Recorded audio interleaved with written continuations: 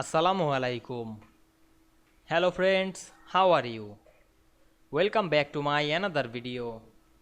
In this video, I am going to show you how to align bullet points in publisher table. Let's get started.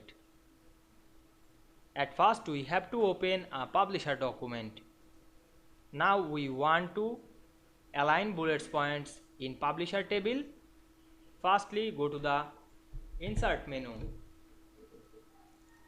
Then click the table option and create a table. Then make the table size bigger.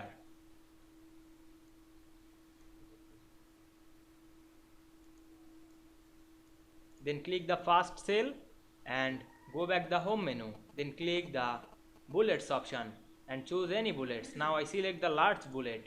Then write anything on the bullet points.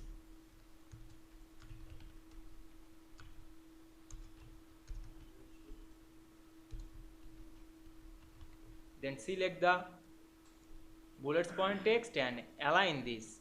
Now I select align center. You can choose right, etc.